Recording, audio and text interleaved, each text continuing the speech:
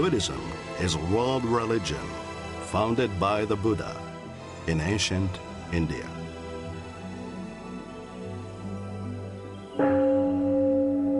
Buddhists seek wisdom, meaning, inner peace, and freedom from greed, hatred, and ignorance.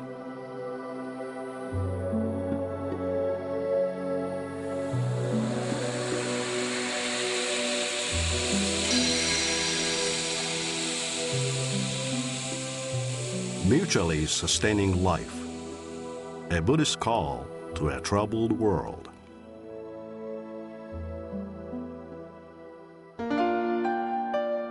And just like a soft breeze and a few blossoms on a branch that tell the coming of spring, so when a person attains awakening, grass, trees, mountains, rivers, and all other things begin to throb with new life. Hello, I hope that we find you well and in good spirits. Today, we would like to explore another dimension of the fourth mark of existence, which refers to the state of Buddhist spiritual awakening or enlightenment. This state often refers to the ultimate state that the Buddha experienced under the Bodhi tree at the age of 35, but it can also refer to the lower levels of awakening that any of us can realize today. And as the degree of awakening deepens, we inevitably come to experience more and more of what I call everyday compassion. So in today's show, I would like to encourage all of us to awaken our minds to the everyday compassion that embraces our lives. Let me now elaborate on what I mean by everyday compassion. We can find it, for example, in our daily feelings of awe and gratitude for the life-giving forces that produce, nurture, and sustain our lives, whether we are aware of them or not. They include, for example, the DNA molecules, the sunshine, the rain, and the oxygen in the air that we breathe. Then there are the innumerable plants and animals we have partaken and will continue to consume to sustain our bodies. Everyday compassion also includes the inspirations that we derive from listening to a truly beautiful piece of music, or seeing an impressive artistic work, or being part of an unforgettable athletic performance. For me, I continue to be moved by many of the Beatles songs, and I shall always remember the 1981 football championship and the miracle touchdown pass thrown by San Francisco 49er quarterback Joe Montana to beat the Dallas Cowboys. The deep bonds that we have with our families and true friends are painfully precious. For many of us with small children, the angelic look on their faces when they are sleeping never fails to make us smile. Our smiles show the joy, pride, and gratitude we feel because they make up part of the everyday compassion that we experience in our lives. For me personally, I also find compassion in the beauty and greatness of nature. Nowhere is this fulfilling sense of everyday compassion felt more intensely than during my 3-mile walks to or from work. The beauty of the blooming garden flowers of all shapes and colors truly enlivens my spirit. These flowers cheer me on even during times of personal disappointment. They are joined by the chirping of the birds, whose exquisite song I enjoy and relish as much as I can. Once, a baby squirrel came out onto the sidewalk, lured by the rattling of my keys, and even perched on my shoes, looking for food or perhaps its mother. And most of all, the trees are the constant source of my inspiration. The majesty of their silence is combined with their leaves that reach out by providing a source of life, the very air that we breathe. When the cool, soothing breeze makes the leaves dance, flutter, and shimmer in their shades of green, I experience a sense of inexpressible oneness. Unfortunately, my experiences of everyday compassion are far from being as complete or as frequent as I wish. However, they provide me with a glimpse into what a fully awakened person would experience far more deeply and frequently, as expressed in today's opening passage. And just like a soft breeze and a few blossoms on a branch that tell the coming of spring, so when a person attains awakening, grass, trees, mountains, rivers, and all other things begin to throb with new life. I really like the expression throb with new life. I think it's true that when a person's awakening deepens, his or her life becomes more imbued with everyday compassion in its various manifestations. To use an analogy, the initial stage of awakening is like turning on the radio switch, and the everyday compassion is like the radio waves. Unless we turn on the switch, we can't encounter the existence of the radio waves. And yet, turning on the switch alone will not be enough. So we need to turn up the volume. The more we turn it up, the more we can hear. Just as the more our awakening deepens, the more we become aware of the everyday compassion in our lives.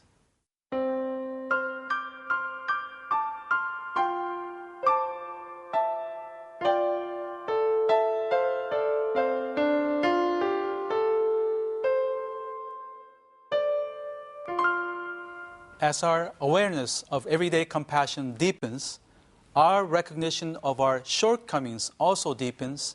In other words, the greater the compassion, the greater the shortcomings. These two seem contradictory, but they actually make up a set, like a sunlight and shade. Imagine sunlight upon a tree. Shade will inevitably fall upon the tree. Thus, this light represents the everyday compassion, and the shade represents the shortcomings that we come to realize. As our awareness of everyday compassion deepens, we feel a profound gratitude to other people, creatures, and things that sustain us. And we regret that we had not realized such things earlier and in a more intense way. Quite simply, our shortcomings become much more easy to see. This is especially true about non-human creatures that are sacrificed on our behalf. One poignant example comes to us from a modern Japanese woman poet by the name of Misuzu Kaneko, who was strongly influenced by Buddhism. This particular poem is entitled A Great Catch, in which she describes the boats returning to the fishing village with huge catches.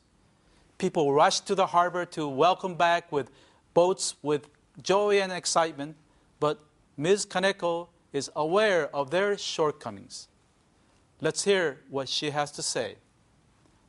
At dawn, with a sky filled with bright sunrise colors, it's a large catch, truly a large catch of giant sardines. The harbor is like a festival, but in the ocean, I wonder how many sardine funerals are taking place. She is painfully aware of the lost lives of the fish. Kaneko sees the fish as she would a human family. Here, it's important to note that she sees herself equally at fault. Although as a member of the fishing village, she too is pleased to some degree with a huge catch. She also finds herself in a dilemma. But what makes her different from others is her awareness of our shortcomings. In other words, the human need to rely on other lives and our failure to fully acknowledge that fact. Let me conclude today's topic on somewhat of a lighter note. This sense of shortcoming is one of a different order from the sense of guilt that can be imposed from above by religious hierarchy. Instead, it's an integral part of one's personal awakening. In most cases, it is tinged with an ability to laugh at one's own limitations. The people that I have known as being awakened are not paragons of perfection. In fact, they are quite ordinary in many ways and are able to accept and laugh at their own imperfections. For example, their quirks or unusual habits. Once, in a Sunday discussion group at the temple, some members and I shared our own quirks. One person talked about her quirky habit about cookies and milk. She has to make sure that when she is done eating the cookie, the milk that she is drinking is finished at the same time. It bugs her to no end if there is any milk still left when she is done with her cookie, or vice versa. So she carefully measures how much milk she drinks and how much of the cookies she eats. Another person's quirk had to do with filling up the gas in his car. In his case, he is compelled to make sure the meter ends up with an even number, so it bothers him if the meter ends at $19.59. If this happens, he will try to pump in more gas so he can get to an even amount.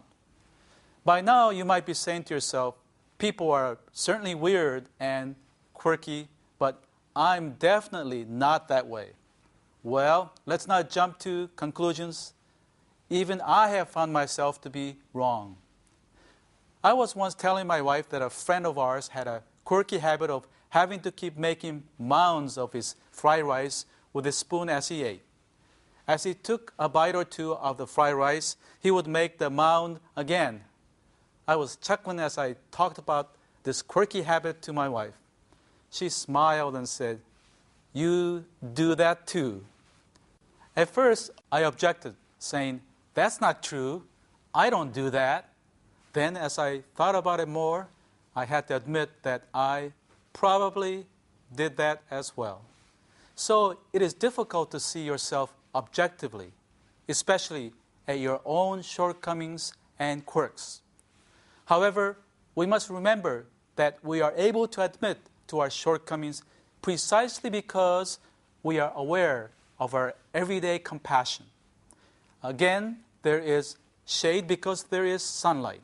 So the two go together to make up a vital element of an awakened person. As I close today, I hope what I have talked about encourages you to open up your mind to our shortcomings and to the everyday compassion that embraces our lives. Join us for our next show when one of the foremost experts on the study of Zen Buddhism in Asia and North America will join us.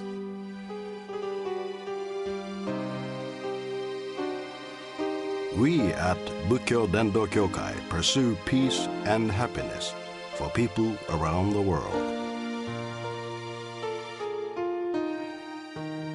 We have published the Buddhist teachings into 41 languages and donated our publication to hotels and other facilities in 55 countries. We would like to share the Buddhist teachings with people around the world. That's our mission. Visit our website for more information